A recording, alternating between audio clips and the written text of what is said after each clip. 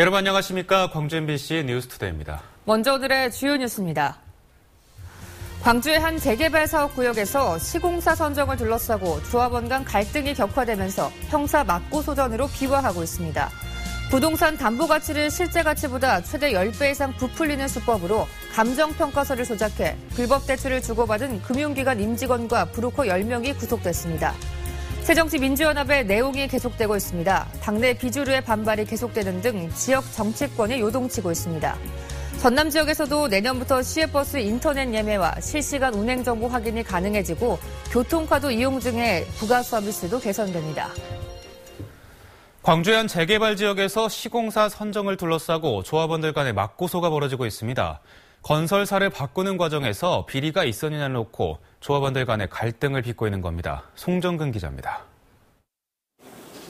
지난 2006년부터 재개발 사업이 시작된 광주 계림 4구역.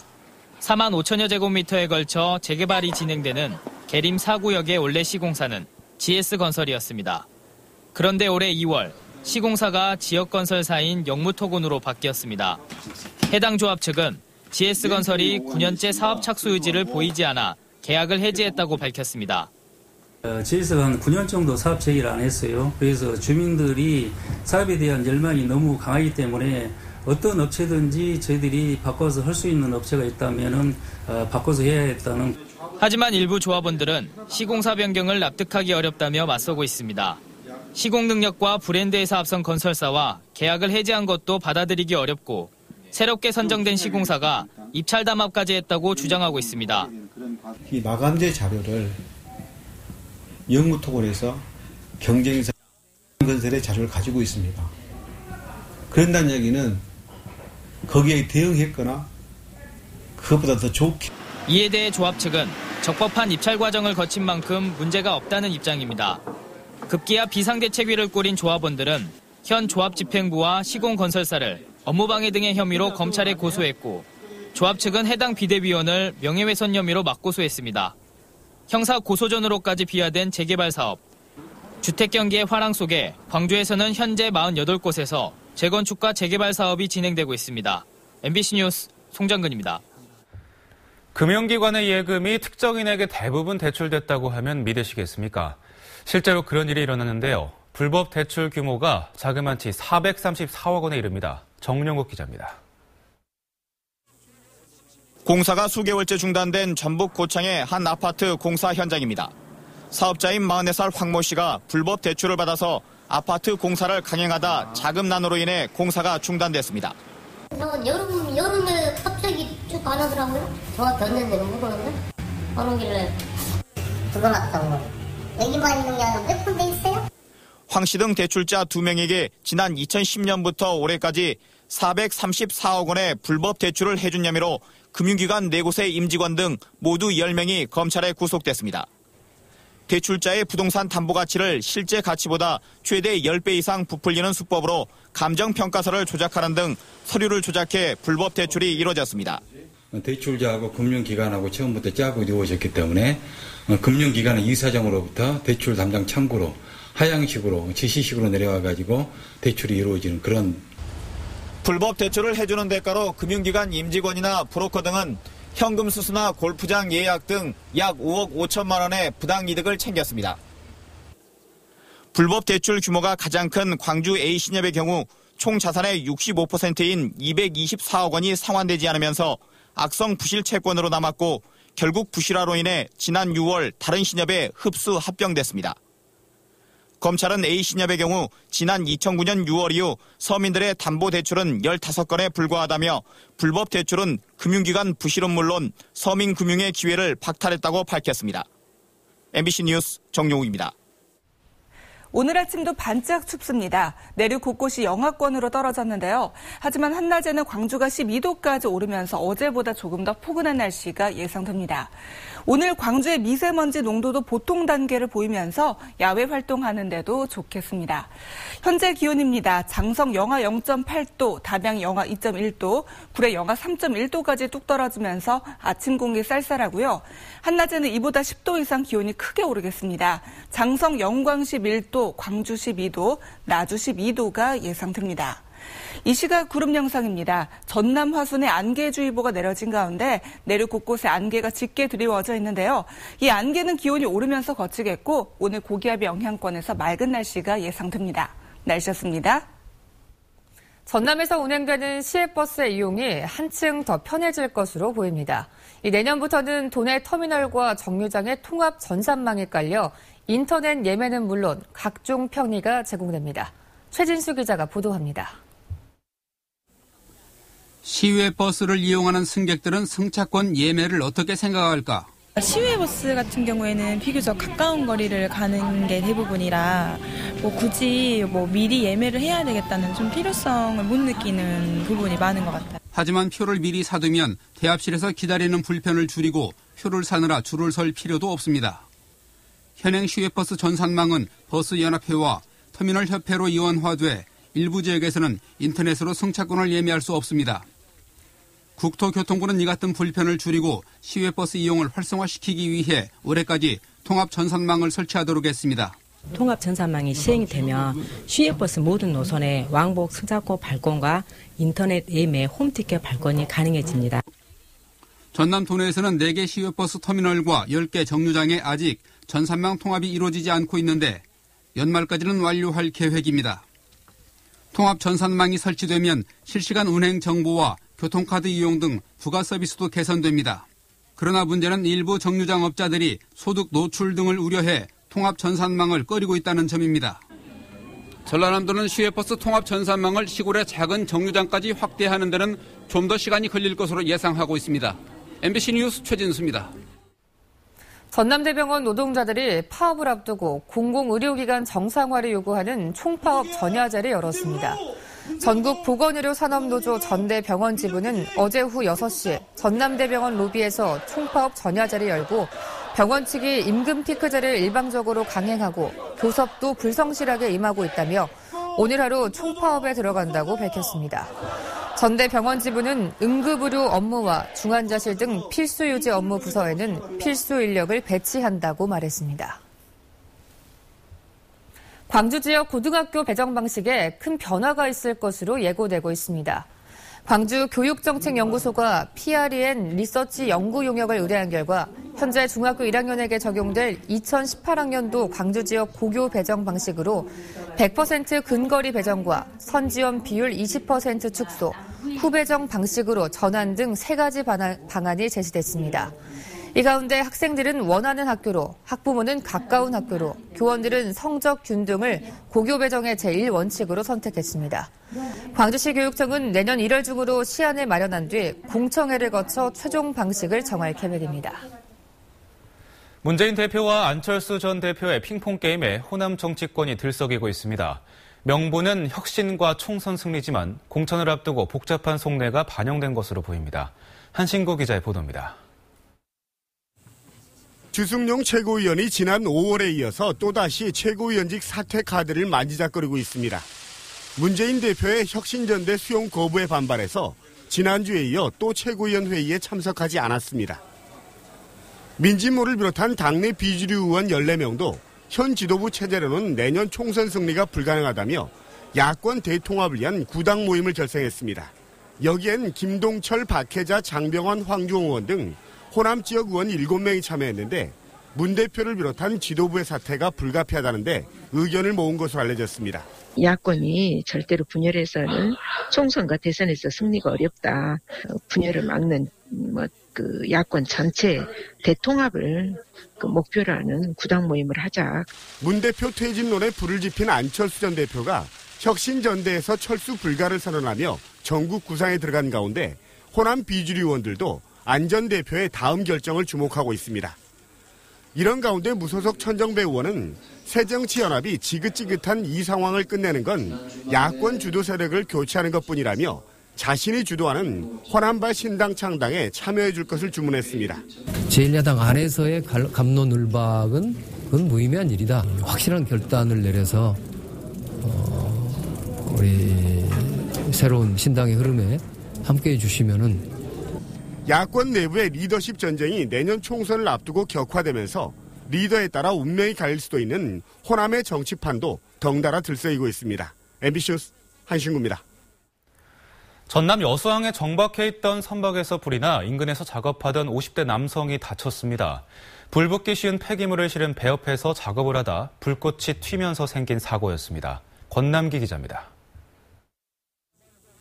불길에 휩싸인 선박 위로 시커먼 연기가 끊임없이 솟아오릅니다. 잠시 뒤 소방정이 다가와 물줄기를 뿜어대고 소방대원들은 배 위로 올라가 진화에 나섭니다.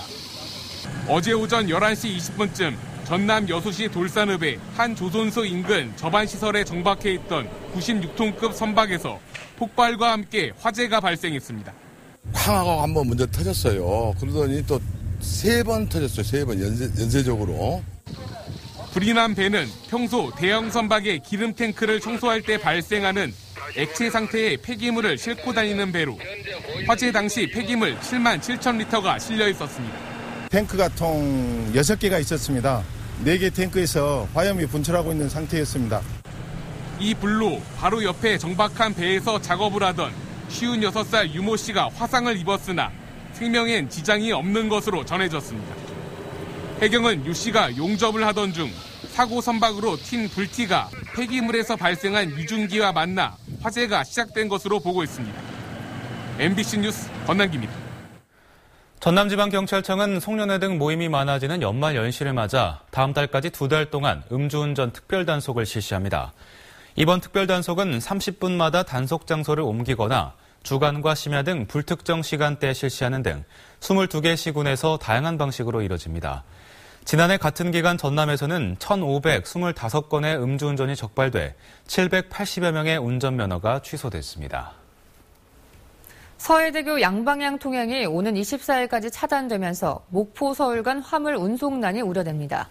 한국도로공사는 서해대교 주탑의 케이블 교체 공사로 통행이 전면 차단돼 목포에서 서서울까지 소요시간 예측이 불가능하다며 서해안 고속도로를 이용한 뒤 서천 공주 간 고속도로로 우회해 줄 것을 당부하고 있지만 제주 지역 화물 등 목포항을 통해 수도권을 오가는 화물 운송에 차질이 불가피할 것으로 보입니다. 지난해 세월호 실종자 수색 과정에서 민간 잠수사가 숨지는 사고가 있었습니다. 해경과 검찰이 동료 잠수사에게 업무상 과실치사 혐의를 적용해 기소하면서 민간에게 책임을 미룬다는 비판이 일었는데요. 법원의 판단은 무죄였습니다. 김진성 기자가 취재했습니다. 검찰이 세월호 민간 잠수사 공우영 씨에게 적용한 혐의는 업무상 과실치사죄. 지난해 5월 민간 잠수사 53살 이모 씨가 수색 작업 중 숨진 것은 안전조치가 미비했기 때문이라며 가장 잠수 경력이 많았던 공 씨를 책임자로 본 겁니다.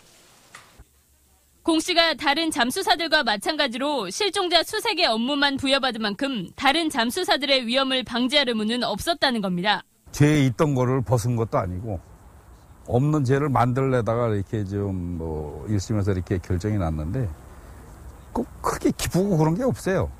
당연한 건데.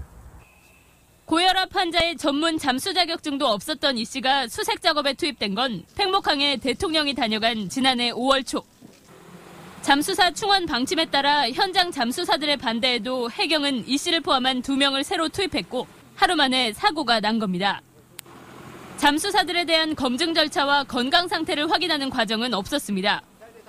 검찰은 공 씨에게 이 책임을 물었지만 재판부는 공 씨가 이 씨를 수색 작업에서 배제할 실제적 권한이 없었다고 판단했습니다. 도울 수 있는 건 도울 수 있고 그게 죄가 되면 안 되지 않습니까? 당연히 해야 될 일을 당연하다고 우리 의무이니까. 앞서 이 씨의 유가족이 공 씨가 아닌 김석균 전 해양경찰청장 등 해경 간부 3명을 같은 혐의로 고발했지만 검찰은 이를 각하했습니다. 검찰이 공 씨에 대한 항소 여부를 검토 중인 가운데 해경의 책임 회피와 검찰의 무리한 기소 등 논란은 계속될 전망입니다. MBC 뉴스 김진선입니다.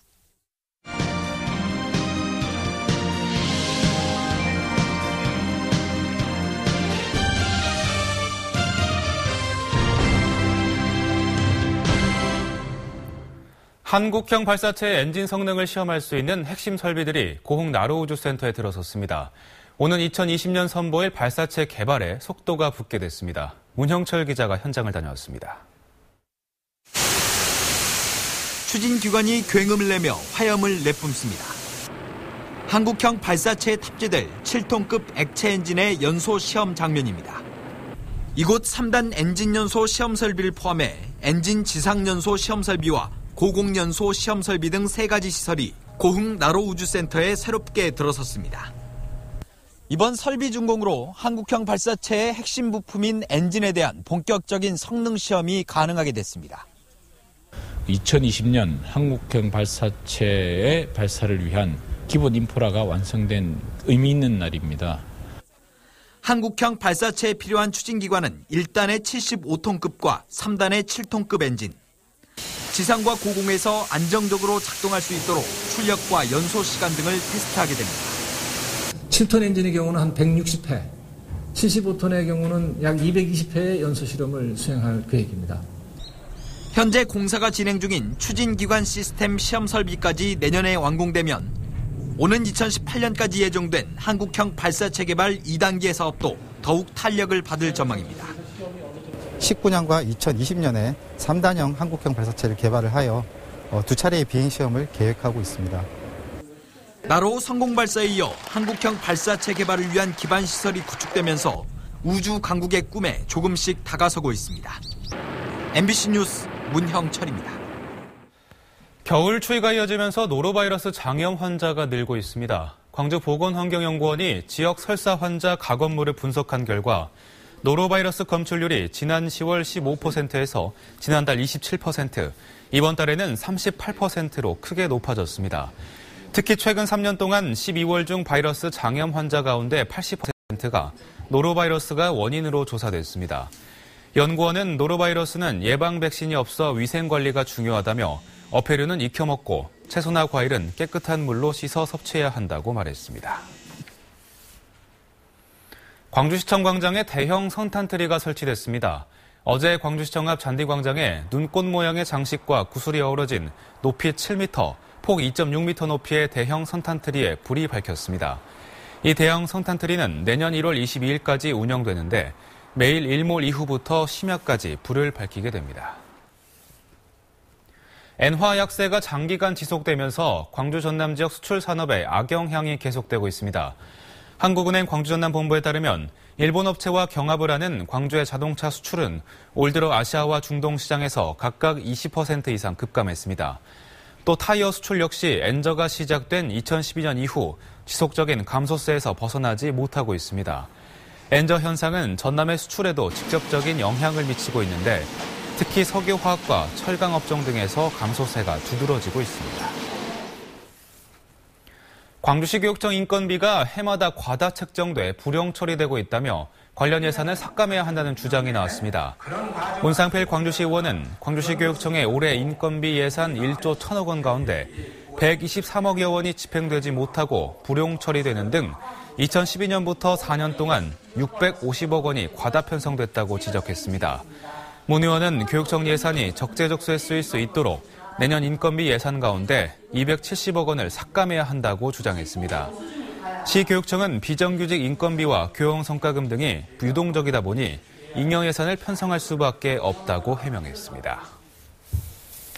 한국전력이 전력산업 분야의 기초연구 활성화를 위해 전국 46개 대학에 68억 원을 지원합니다. 한전은 공부를 통해 에너지 저장 장치 모델 개발과 전기차 충전 인프라 구축을 위한 빅데이터 처리 등 70개 연구과제를 지원 대상으로 결정했고 서울대와 전남대 등 46개 대학에 향후 2년간 68억 원을 지원한다고 밝혔습니다. 광주 전통문화관장에 김휘 전 광주 MBC 편성제작국장이 선임됐습니다. 광주문화재단은 두 차례 공모를 거쳐 적격자를 찾지 못했던 광주 전통문화관장에 김휘 전 국장을 임용했다고 밝혔습니다. 신임 김 관장은 지난 1987년 광주 MBC PD로 입사해 TV 제작부장과 부국장, 편성제작국장을 역임했습니다. 꼬막류가 전복류, 김류, 넙치류에 이어 전남의 4대 양식 품종으로 기록될 전망입니다. 전라남도에 따르면 지난해 꼬막 생산량은 1,200억 원 상당인 3만 4천여 톤에 이르고 있지만 통계청 표본 조사는 76억여 원에 1,200여 통에 그치는 등 큰 차이를 보여 내년부터 통계청과 이를 개선 발표하기로 했습니다. 이에 따라 꼬막류는 전남의 4대 양식 품종에 오르는 것은 물론 지난해 기준 도내 양식 수산물 생산 금액도 1조 1,000억여 원으로 늘어날 전망입니다. 광주 광산경찰서는 상습 음주운전 혐의로 51살 박모 씨에 대해 구속영장을 신청했습니다. 박 씨는 지난달 5일 밤 11시 40분쯤 광주 서구의 한 도로에서 면허 취소 수치인 혈중 알코올 농도 0.107%인 상태로 1km가량을 운전한 혐의를 받고 있습니다. 경찰 조사 결과 지난 2004년 이후 6차례나 음주 단속에 걸린 박 씨는 지난 4월에도 무면허 음주운전으로 적발된 것으로 드러났습니다.